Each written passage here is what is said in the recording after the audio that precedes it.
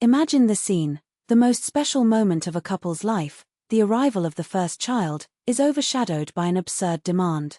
While the young mother still recovers from childbirth, with the newborn baby in her arms, the mother-in-law appears not with love, but with a shopping list for an extravagant banquet and the 30,000 riaris bill for the couple to pay. Or do you play this party with champagne and caviar, or am I who I have to take from my retired pocket? He challenges, as if the grandson's celebration were their obligation, not a whim of yours. Good afternoon, dear listeners. I'm Andre Branco, and today, here on the Family Intrigue channel, let's dive into a story that will make you rethink the boundaries between generosity and abuse. Get ready for a narrative that mixes emotion, tension, and a powerful lesson when you say arrives. Shall we start? Enter holds the little one, a package of dreams and responsibilities that now depends entirely from it. The delivery had run well, and tomorrow, finally, they would return home. Beside the bed, her husband caresses her son's soft hair with such a wide smile that it seems about to burst with happiness. Tomorrow, home, he murmurs, as if those words were the sweetest melody in the world. Enter, imagining the three crossing the door of their modest two-bedroom apartment together. In recent months, she had saved every penny of her librarian's salary to set up the baby's layette. A driver in a private company complemented the budget, but money barely gave the essentials. Even so, they were happy. Or they were, until her arrival. The mother-in-law, erupting in the ward at 10 the next day, with the posture of an inspection inspector. His new, clearly expensive coat, and the massive gold bracelets on his wrists shouted a lifestyle that contrasted with the couple's reality. Widow, she lived alone in a 3-bedroom apartment in the city center, inherited after the divorce of the father of. Ready? He asks, without even looking at his grandson. Is the car there? Yes, mother, all right, he replies, already tense. It was then that Sat opened his schedule and released the bomb. Well, here is the list of what we need for the welcome party. My sisters will come, aunt with the family, neighboring relations, about 10 guests in total. And he felt a knot in his throat. No one had discussed any party with her. His plan was to get home, breastfeed his son and rest, nothing more. What party? Asks, cautiously. What do you mean, what party? Reports the mother-in-law, as if the question was an insult. The celebration of the discharge of maternity, of course. This is an event, it has to be celebrated right. I already warned everyone that there will be a reception. Nervous, move from one foot to the other. Mom, can we not leave it for later? Look here what you need. Quality champagne, none of this cheap crap, 5 bottles. Red caviar, a few 300 grams. Smoked salmon. Salads, olivie, Celiodka pod shoeboy, mimosa. A decorated cake, cheeses, fruits, sweets. Caviar at 3,000 for 100 grams. 9,000 alone in it. Champagne 2,000 the bottle. 10,000. Salmon, salads, cake, the sum was around 30,000 riaris. Half of the salary of. Nay, tries to be, with diplomacy, maybe we can do something simpler. We have a lot of expenses now with the baby. The mother-in-law faces her as if she had suggested serving water and hard bread to guests. Simpler. The birth of my grandson is not an occasion to save. What will people think, that we are beggars? But 30,000, murmurs. Who said 30? Explodes the mother. I made an approximate calculation, about 20-5, at most 30. Feels anger climbing the gog. Taper. In your arms, breathe gently, so fragile, so dependent. And there was his grandmother, willing to spend the family budget on pure ostentation. We have no conditions, he says firmly. Rises, crossing his arms. Don't you have? And I then have to pay for my retired pocket. Something within less. The tiredness of childbirth, the emotions at the flower of the skin, and now that affront. She places carefully in the crib and turns to her mother-in-law. Nay, let me tell you how much we spend on this baby in recent months. Her voice is calm, but she already knows, when she speaks that tone, it is better to prepare. Bersigno, 15,000. Cart, 20. Rapinhas, des. Diapers, bottles, pacifiers, Hygiene products, 7. Not to mention the 50,000 of the expenses of private delivery, because the public hospital could not afford to our pocket, our salaries. The mother-in-law listens, impassive. So what? This is your obligation as parents. Exactly, agrees. Our obligation. Now, playing a feast for your relatives. That's your whim. If you want to caviar and champagne, pay yourself.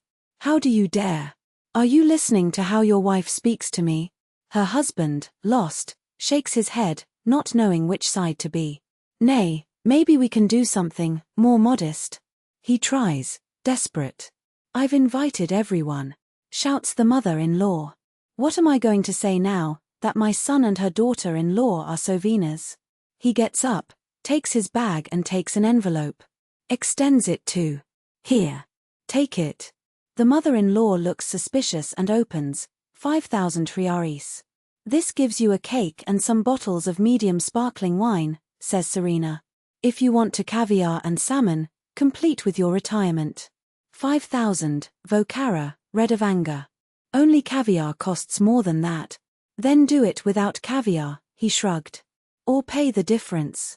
You choose. Watches his wife, gaping. I had never seen her so determined. The docile and conciliatory Les had become a steel wall. Santa's the mother, if you don't put this woman in the place now, you can consider that you don't have a mother anymore. Mother, stuttering him, is right. We have no money for that. Don't you have money? The mother-in-law mock. But they had for the 20,000 cart. We had because it was for our son, he cuts into. Caviar to your friends is not his need. Snatches the envelope and plays back. Keep your 5,000 where the sun doesn't hit. I buy everything myself, and then don't cry that I don't visit the grandson. We won't cry, he answers, taking it on his lap again. The mother-in-law comes out knocking the door tightly. The silence that remains is heavy. Sinks in the bed, covering his face with his hands. Why did you do that? He asks, downcast. Now she's offended. It looks at him, long and deeply. I'm 26 years old. We have just had a child. Crees, school, college, marriage. If we do not set boundaries now, your mother will suck us until there is nothing left. And for the first time, he understands, some battles need to be fought, no matter the cost. Each birthday, each commemorative date. Do you want to spend a lifetime living to her? Remained silent, but he saw that his words had hit the target. They returned home all three without the mother-in-law. Nay did not answer the bonds of the child. Upon arriving, I was waiting for a surprise. On the table, a luxurious cake, champagne bottles, caviar dishes, and smoked salmon. Beside, a note, as my son married a Sovina, I had to spend my retirement to receive the grandson on the dignity he deserves. Looked astonished at that banquet. See just. She really bought, and you were rude. He seemed to say his silence. However, he passed straight to the kitchen and began to store the food in the refrigerator, one by one, with a calm that fringed the pimple. Do you know how much your mother gets from retirement? He asked, without looking at him.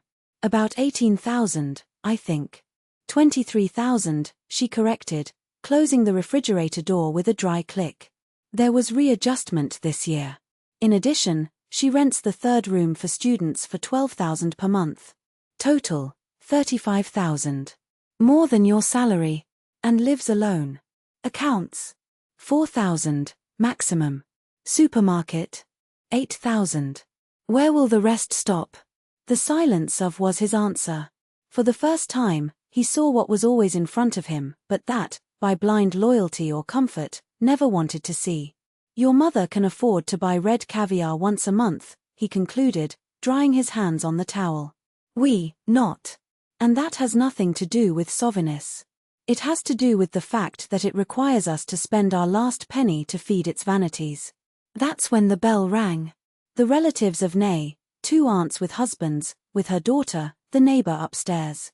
Everyone clustered around the crib, praised the baby, congratulated their parents, and then began to devour with their eyes, and soon after, with their hands, the table full. Oh, Ludochka, what a wonderful caviar! Sighed, licking his lips. It's nothing, my dear, said the mother-in-law, with a theatrical sigh. It costs only about 3,000 the can. I had to buy from my own pocket, because the young people decided to save. LLE, sitting in the room with his son in his arms, heard every word of that grotesque theatre. Divided between loyalty to mother and growing shame, went and came from the room to the hall, not knowing where to hide. And this champagne, my God! Exclaimed one of the sisters-in-law. Dom Perignon. Ludochka, this should cost about 4,000 the bottle. What to do? He sighed his mother-in-law, like a martyr. We are celebrating the grandson. I couldn't serve any crap, could I? At the end of the night, the accounts were clear. Employees had spent about 40,000 rubles, not out of generosity, but to set up a show of self-pity, where she, the poor widow sacrificed, played alone what the son's petty had no courage to offer. When the last guests left, the mother-in-law entered the room without beating. I hope you're pleased, he said, with poison in his voice. Swinging his son on his lap, nor did he lift his eyes. Satisfied? He repeated, Serena. Did you spend almost 2 pensions on something we should have bought, Ain? No one forced you to buy Dom Perignon. Exploded the other. I could have taken one of 1,000 rubles. It is also very good. It's true, he nodded, finally looking into his mother-in-law's eyes. Just as you could have bought caviar over 1,000 rubles instead of 3. Or made a cake at home instead of filling the delicacy table to impress your friends. How do you dare? The voice of employee fury. I spent my last economies. Lie, he cut off, without changing his tone. Tomorrow you go to the salon. I heard when it agreed with. And your hairdresser is not cheap. 3,000 per cut, is it? The mother-in-law paled. Where does this witch know this from? This is different. It's not, no, he smiled, coldly. You spend your money on what you consider important. We too. For us, diapers and baby food are worth more than caviar to their gossip. Employ, he was hell and left, knocking the door tightly. The next day it did not appear, although I promised to help with the baby. Called, but she didn't answer. 2 days later, he returned from his mother's house with an ugly face. She says she doesn't want to see us anymore, she announced, bitter. Unless you apologize for your rudeness. Breastfeeding, neither. Blinked. Why? He asked simply. Why should I apologize? She is his grandmother. So what? Finally lifted his eyes.